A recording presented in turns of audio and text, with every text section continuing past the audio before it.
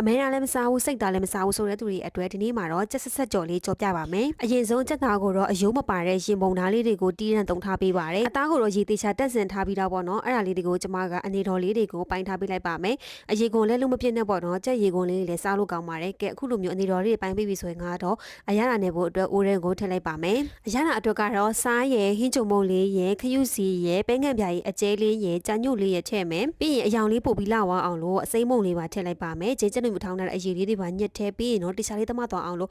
နာလေးနေပေးပါမယ်နေပြီးရင်ကတော့နိုင်ဝက်တနာရီလောက်ခဏနဲ့ထားလိုက်ပါမယ်ဒါမှတော့အသားရဲ့အရသာကိုမီပို့ပြီးတော့စားကောက်မှာပေါ့နော်ကဲနှက်ပြီးတော့ရင်ကတော့အိုးအပူပေးပြီးတော့ကြက်သားတွေကနေရေတွေထွက်လာတဲ့အထိကိုအခုလိုမျိုးလိမ့်ပေးရပါမယ်ရေလေးခန်းလို့အခုလိုမျိုးချက်ချောက်လေးဖြစ်လာပြီဆိုရင်ကတော့စီလေးကိုလောင်းထဲပါမယ်မွေးတွန်းအောင်လို့ကျမကပြင်းတော့တရွက်ကလေးကိုထည့်တယ်ပြီးရင်ဂျေကျက်တွေမထောင်းတဲ့အရင်ညစ်ထားတဲ့အဖက်ပေါ့နော်အဲ့ဒါလေးကိုထည့်မယ်ပြီးရင်ငရုတ်ဒီခွဲချမ်းလေးပါထည့်ပြီးတော့မွေးလာတဲ့အထိကြော်ပေးလိုက်ပါမယ်ကြကြထားခဲ့ခြင်းတဲ့လူတွေကကြတော့စီမြမြနဲ့ကြကြလေးကြော်ပေးပေါ့နော်ကျမကတော့ဂျေကျက်တွေထောင်းတဲ့အနံ့လေးမွေးလာပြီဆိုရင်ကတော့ရပြီပေါ့နော်ကဲဒါဆိုရင်ကတော့ကြက်ဆက်ဆက်ကြော်လေးရပါပြီရှင်